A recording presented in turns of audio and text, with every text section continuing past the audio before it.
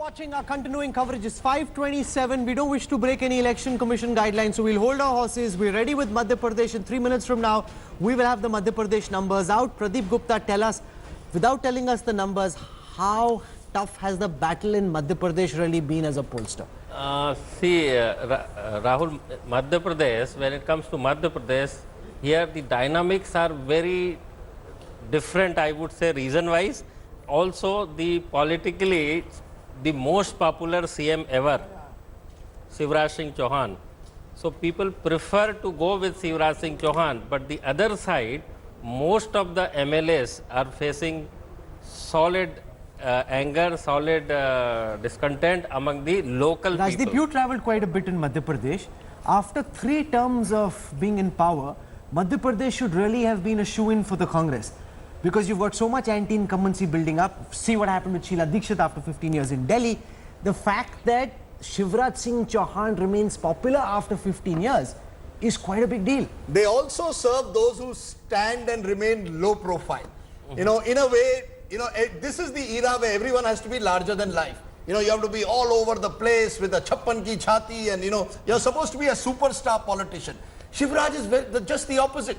His low-profile nature, Mama Ji, smiling all the time, midst of controversy, wo sabka, he's that old-style politician who has friends, mere aadmi charo taraf hai. And I think that helps him in an election because, it makes you less of a controversial figure. You're not a polarizing figure. Yeah. So even when there is you don't become the target of public anger. People say Shivraj Singh theek hai, lekin MLA, somebody said, kya chutputiya? Ye jo chutputiya neta hai, which means your MLA, your minister, inhone hame let down kiya. But Mahesh Rangarajan, it's also testimony to the fighting spirit of the current BJP, that despite all these odds, their own internal surveys were showing that people wanted 120 MLAs to be replaced. They still fought on. They're not conceding an inch. Win or lose, they're fighting till the last ball is bowled. No, I think the last year he's put in a lot of corrective measures, particularly, with farmers. Number of schemes which have tried to address the discontent which led to the Mandsaur firing. And whether he wins or loses, you're right, they're fighting to the last inch. Okay, we're ready with the numbers. Okay. 5:30 it is. Okay, 5:30 it is. Let's give you the first big number. And this is a number that you've all been waiting for because as Rahul said, if there has been an election that everyone has looked at, it's Madhya Pradesh. 230 seats, Vidhan Sabha, 29 Lok Sabha, and these are the numbers. And this is what we are saying. 230 seats, Congress set to win 104 to 122. So effectively, Congress possibly inching close to the halfway mark. Halfway mark in Madhya Pradesh, 115.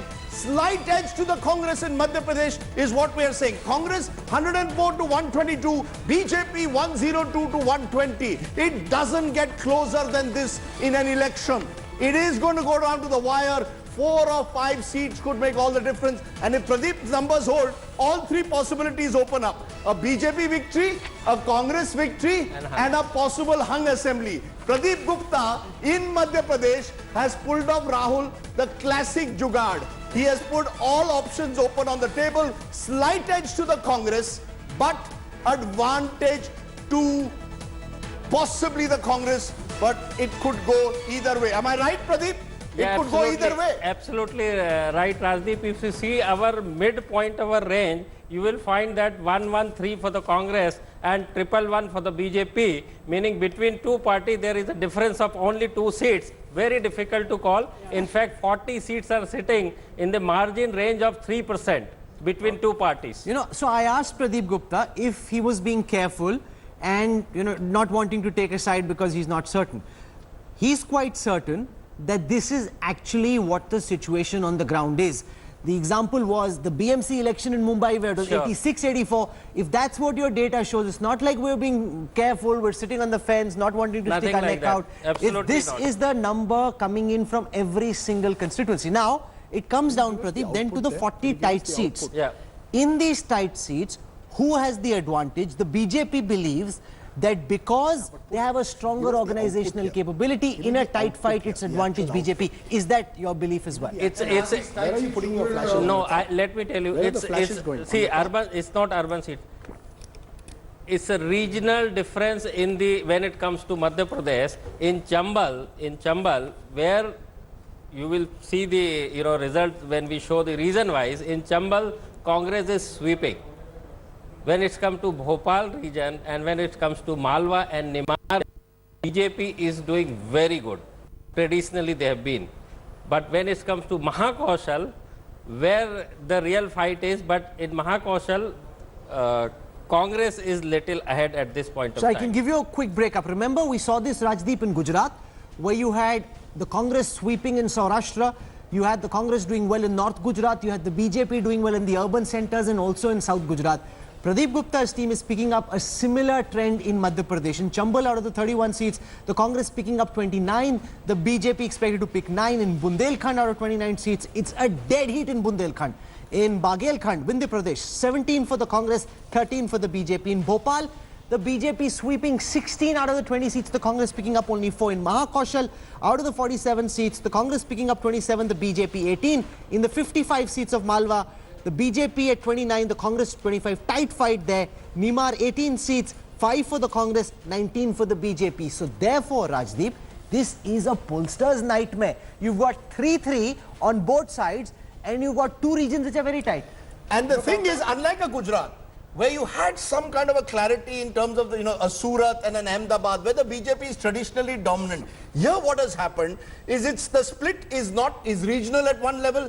Even within Malwa, this is my belief, you will find that in the more tribal belt of a Jhabua and Dhar, Congress may do a bit better. Even within Mahakoshal, we've been discussing this in a Balaghat. The Congress may do a little, and Chhindwara, the Congress may do a bit better, but if you go to Jabalpur, you will find the BJP doing a bit better in Hoshangabad. Yeah. So even within regions, you're going to have a split. Therefore, this is a nightmare. I can understand. I was telling him till yesterday, let's just say too close to call. Because when we say a slight edge also, there will be those who are going to catch us. So it's going to be a nightmare, Dr. Shastri, this state predicting. We are saying slight edge. You've been working on your own poll as well. Do Pradeep Gupta's numbers broadly correspond with the poll that you've been working on at General Loknointi? Okay, that poll is coming out somewhere else, but I could broadly say the trends seem to be similar. I'll just make 2 points. One, if you look at the last assembly elections, the gap between the Congress and the BJP was something like 8 percentage points. Now, if the Congress has been able to bridge that gap and is coming closer, we generally argue that the one who has the trend of moving upwards would continue that movement as you go towards polling date. Secondly, I think an important point we need to focus on is, like Gujarat, in Rajasthan, in Madhya Pradesh, there clearly seems to be an urban-rural divide. 73% Urban Madhya Pradesh seems to be going a little more in favor of the BJP, whereas rural Madhya Pradesh sees a sweep for the Congress. And unlike Gujarat, in Madhya Pradesh, rural Madhya Pradesh urban, and therefore Can I give that data please to our viewers right now? In rural Madhya Pradesh, there is a 3% gap between the Congress and the BJP. The Congress at 42, the BJP at 39. In urban Madhya Pradesh, the BJP is 5% ahead of the Congress, 43 for the BJP, 38 for the Congress. But the fact, Mahesh Rangarajan, is that there are way more rural seats, unlike Gujarat, right, which is heavy urban concentration. In Madhya Pradesh, almost 70% of the seats are rural. Therefore, this 3% gap is important for the Congress. Absolutely. And the rural areas are where, if there has been a recovery, it may hint two things. One, there has been agrarian distress, and maybe it's also the longer term impact of the other policies, most importantly Notbandi, the deflation of the rural economy. In Gujarat, you're absolutely right, it's almost 50% urban. BJP historically led in urban areas in North India. Under Shivraj Singh, they became very strong, almost invincible in rural areas. So the recovery of Congress is the story, and you're right, recovery in a largely rural state. This holds a clue for much of North but India. this also, Manisha Prem, is the ultimate test of the Amit Shah model of booth management. Now, there are two theories at place. One is the theory that Sandeep Shastri gave, that if your party is on the downward spiral, the Congress therefore benefits. The other is that the BJP has been able to reach more booths, more houses than the Congress. They've got stronger ground management, and therefore they may be able to do better and hold on, unlike the Congress being in power in Madhya Pradesh. So when we speak of general theories like this, we don't look at grounded situations, which I look at. And remember here, they call it Madhya Bharat. As I went after the polls to the Mahakoshal region, and I was talking to many old-time RSS workers, people who feel that Madhya Bharat always sent in. And remember, the maximum dissensus within the BJP is in Madhya Pradesh. Nobody is talking about the fact that the architect of the GST, Raghoji, wanted to fight on a Sapaksh ticket. Do you think these things are not having an impact on the ground? People are saying that this is where Kushabao Thackeray set up the party, but they feel let down by a new model. And that model, therefore, that you talk about is not the model that has taken Madhya Pradesh to the elections. It is Shivraj Singh's political capital and social capital that has even today taken BJP to a fighting situation in Madhya Pradesh. I think that's very well put. Yeah. I think that's very well put. If Not Shivraj Singh was Amit Shah. not there, this It's could have not the been Amit Shah model. this could have been a And- bigger disaster for the BJP. Having said that, with these numbers, as Pradeep says, there is still a possibility where these smaller parties, BSP with 2, possibly rebels. Remember, there are about 25 strong BJP rebels. So there is a possibility 50 of them. Yeah, at least 25. You know, Amit Shah 50 tried of them. in Madhya Pradesh, but they've not been able to convince all the rebels to leave. So therefore, Madhya Pradesh is fluid, slight edge. I repeat, given these numbers, it's a slight edge. But you've been wanting to make the point for a longest time. Go ahead now. Which is that 73% of Madhya Pradesh seats are in the rural sector.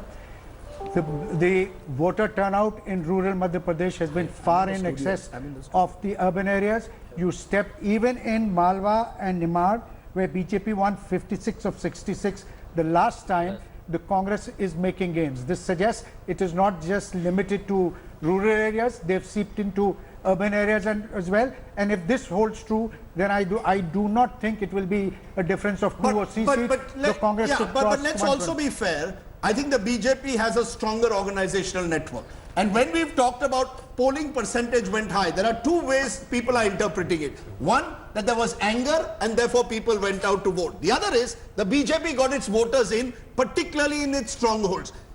Given these numbers, on the 11th, there is a possibility of either of these 2 propositions turning out to be right. I think we've got to be very cautious with these numbers in Madhya Pradesh.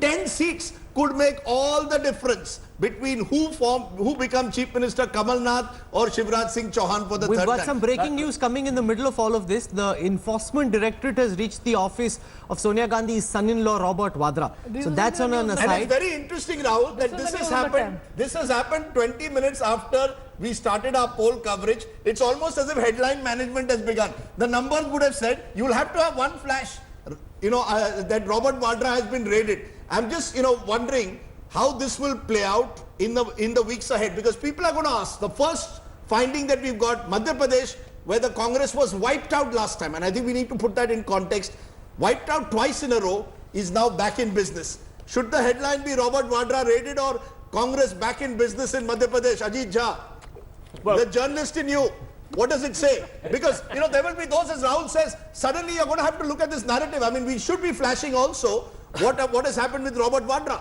Do you see the narrative changing if these results start holding? If Madhya Pradesh is a sign of the things to come this evening? Rajdeep, I will add on this. 1 minute, yes. First of all, yes. I mean, obviously the BJP looks to be defensive and therefore this sudden association between the 2 news. But what is more important in Madhya Pradesh, 2 things. A, when we say rural distress was very high, remember, Madhya Pradesh is the state which had the highest agricultural growth rate among all the Bimaru states in the last few years. In fact, Madhya Pradesh's agricultural growth rate has been unprecedented, 18 to 22%. Never in the history of India did we have. And I have talked to several economists. Many of them point out that the kind of minor irrigation work that Shivraj Singh Chauhan did. But paradoxically, because last year in summer, there was a firing there, and then the number of suicides are very high. Therefore, the entire thing seems to be I asked a lot of turning people around. this as I was traveling. You had the soya bean farmers, the onion farmers, the garlic farmers. All of them said, "वो जो trader है वो पैसे खा गया." You see, somewhere down the line, And the while insurance. Madhya Pradesh and Shivraj Singh Chauhan deserves credit for what he has done for Madhya Pradesh agrarian revolution, the systems at the bottom, the delivery systems, are at times denying the farmer his due. Especially the benefits agricultural insurance. The benefits That were is a going to the fundamental middleman. Yes. failure. I also just want to point out that Yes. all the polls are not going in the same direction. We look Yeah, at tell our us, poll yes. in a big way, but Times Now is suggesting that their poll actually has the BJP leading, and even the No, sweeping. In fact, they are saying BJP is sweeping Madhya correct, Pradesh. and your poll also at CSDS seems to give the edge to the BJP. No, I think it gives the edge to the Congress. Your edge is to the Congress. So you've got different stories coming in. So Yeah. Pradeep Gupta, it's not as if all the polls are unidirectional. your test as a pollster is going to be intense. Let me tell you, Rahul, it's not only intense in the politically. Madhya Pradesh is my home state, so I cannot afford to go wrong here for sure. Very good. I just want to say a small thing. You know, last time around in the state elections, we were tracking the Bhilai steel plant workers, and it was here that the RSS was going full against Robert Vadra. There were slogans like "Bhrashtachar kar chehra ye, damad jo Robert Vadra ho" type of things. This time around, that intensity of the RSS on the ground or of the Friends of Tribal Society, as it could be seen in the last elections, is not to be seen in Madhya Pradesh. So one needs to understand let's why. address this issue of rural distress. You've been wanting to, we've been discussing this. Shivraj Singh Chauhan deserves credit, I think and yes, yet he seems to be suffering the brunt of this agrarian distress. One of the finest agriculture analysts has recently argued he will go down, irrespective of this result, as the equivalent in Madhya Pradesh of Cairo in Punjab or Bansilal in Haryana. If you look at wheat, it's number 2. If you look at soybean, it's number 1, expansion of irrigation. But not only have prices of soybean collapsed during this term, it's been his bad luck. It's also the fact, you're right, when people have produced more, how do they get the produce to the market?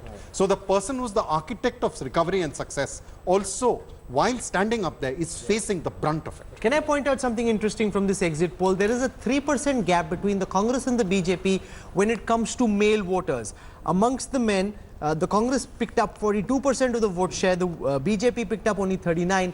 Shivraj Singh Chauhan managed to land for the BJP more female vote than the Congress. The BJP picked up 41% of the female vote, the Congress picked up 39%. That's interesting, which means that women preferred Shivraj Singh Chauhan, Manisha Prem more than the men. And that's the reason, Rahul, that I think, that's the reason I would still hold my Madhya Pradesh prediction. Because there is, if women have come in larger numbers to vote, you will find that possibly the BJP has a chance. If the men have come in larger numbers, I would go with the Congress. You agree with that, Pradeep? Yeah, definitely yes. And in fact, Shivraj Singh is known as Mama. Why? You know, he's called himself not brother of mother, but he said double Ma. 2 mothers. Okay, I just want to tell our viewers, we now have C voter numbers as well. C voters suggesting that the Congress will win between 110 to 126 seats in Madhya Pradesh, the BJP between 90 and 106. So Pradeep Gupta and Yashwant Deshmukh are virtually in the same range. Yes. I think taking forward the discussion we have had, I think there needs to be a more searching look at the rise of voter turnout there. Number one, the rise in voter turnout is in rural Madhya Pradesh and not in urban Madhya Pradesh. Number also, and to add to that, also very high in the tribal districts. You know, the further you went from the city, the much higher turnout. Yes. And the second point, the reports from the ground on election day is that the buzz which normally accompanies a BJP campaign of people on the ground really going and getting their voters into the booth was not as much as in other states. So that's And the the reason women- I believe that The turnout in 2013 compared to 2008 was much more than this one. It's only a 2% increase in turnout but- between 2013 and this election. And when the turnout increased heavily in 2013, it went in favor of the BJP. I just want to ask Rahul. 8%. I just want to ask Rahul. Therefore, Rahul, you are telling us out of the 4 exit polls that have come from Madhya Pradesh so far, what is giving the majority to the BJP? That's CNX. We never That's heard right. of No, CNN. don't say that, Rahul. No, one is giving the. The pollster has to have some track record. Okay, well, one is giving. Correct me if I'm wrong. Yeah, One that's is giving a clear victory to BJP. 2 are saying neck and neck with a slight edge to the Congress, R's and C voter. In fact, C voter a little bit more clearly. And in edge. CSD, yes. And CSD. So 3-1. Correct. So effectively 3 out of 4 exit polls so far are giving the edge to the Congress in Madhya Pradesh. And that in itself is quite a story. And if these results hold, Rahul, one man will be smiling tonight if he's having his little glass of his chota today, and that's Kamal Nath. He went there in May. If he's going to be chief minister, you can't be allowing him to have a chota. Everybody in the BJP is going to jump on him. That's okay. He can have it in his. There are No, but my lots point, of- no, there are just correct lots of me. BJP No, chief let's be ministers fair to and the ministers in the who have districts a of Madhya Baba Pradesh. I just want to make this point. In the districts when Kamal Nath went, there were districts where the Congress unit practically was non-existent. He's had 6 months Yeah, he's done to a great build the job. party. And there are all these other factors, sapaks, The anger against SC/ST ordinance started in Madhya Pradesh. The upper caste backlash started in Madhya Pradesh. There's been agrarian distress last year. So lots has gone wrong against the BJP. It's Shivraj's personal image that has perhaps staved off much of that. He responded very quickly to agrarian distress. Has he responded quickly enough? Should he have changed more MLAs? He changed about 53. Many believe he should have changed 100. He couldn't have. Look at the people he was losing. You know, he's lost Raghoji, who's the face of the GST, going to Sapaksh. It takes an entire leadership. Vidisha is up in arms. Gwalior is up in arms. Their mayor goes. The person who defeats Arjun Singh, 5-time MP, out of the party. So he didn't have the scope. The inner factionalism of the BJP is something that's not being discussed enough. And I can clearly say that it's been Shivraj Singh's personality Can I point that's out been able to something bind them very together. substantial which could have implications on 2019 as well? When you do an occupation-wise breakup in Madhya Pradesh, we find amongst farmers, the Congress leads the BJP by 4%. The Congress at 43% of the farmer vote share, the BJP at 39%. Amongst the unemployed, the gap is even more. The Congress at 48%, the BJP at 33%. That's a 15% gap between the Congress and the BJP amongst unemployed people. The BJP leads amongst housewives. There's a 5% gap there. So women, again, a strong area for the BJP. And this is interesting because the unemployed and the farmers, people have been talking about rural distress, a 4% gap in a primarily agriculture-driven state between the BJP and the Congress. Pradeep. See, when it comes to farmer, you must also see the farm laborers. There are less number of farmers than the farm laborers when it comes to Madhya Pradesh and by and large in the country. So if you see that, then there is a difference of only 1%. Yeah, but you know, what is becoming very clear is that Madhya Pradesh has seen a very sharp swing away from the BJP. Oh, no dispute. Because, you know, it was an 8% gap. Yeah. And therefore, an 8% swing away from a party, and that's where Sandeep Shastri's point is important, clearly suggests a trend. The trend at the moment, when you have an 8% swing, suggests that there is an element of discontent, anger, which is maybe fatigue. You know, 15 years is a very long time in Indian politics. Is the right word. Yes. Let me tell you, make me one more point. See, it was the same situation in Gujarat for agrarian distress, rural, but still BJP could manage to win because of Narendra Modi charisma in Gujarat and being Okay, so we've got Minister. the Congress reacting to the raid on Robert Vadra. National Chief Spokesperson Randeep Singh Surjewala saying that sure-shot defeat in 5 states unnerves the Modi government to again use the old tools, unleash revenge and vendetta against Robert Vadra to divert the narrative. Such cowardice and intimidation will not subjugate either the Congress party or the will of the people. He signs off by saying Satyamev Jayate. It's interesting the timing of the raid. How much of a political significance is there, Rajdeep? But you know, let's be honest. There's been a raid on Robert Vadra and the law must take its own course. Of course. You know, let's be very clear. Now, it's only the question again is not, no, Rajavi, just a minute. You can respond to this. People will raise questions of timing. I asked headline management, changing the narrative. It's not going to change the election results on the 11th. The last poll has already. So what benefit does anyone get at the moment by linking it to timing? You know, if you had to time it, you would have raided them a week ago and made it an election issue that look at the Gandhi family, we are raiding them, we are questioning them. And remember, Robert Vadra's land deals were allegedly in Rajasthan, which is already finished polling at the moment. So can we at all see a wider conspiracy in any way? Yeah, because now they believe that Rajasthan is going out of their hand, and while it's still there, try and get at him. Then there is a bit. Well, permit me to. no, no, one by one. I also have many points I could have. No, 1 minute, please. Easy. So allow me to speak. No, boss. You're not on a channel where we allow crosstalk, so go ahead. Good, thank you very much. So my view is that it's been done also, the point that you made earlier, media man. So what prevented them from acting 4 weeks earlier or tomorrow? Yes, tomorrow morning? Why not? Why now? We've seen it in the past. We've all seen this in the past. We've been in this game.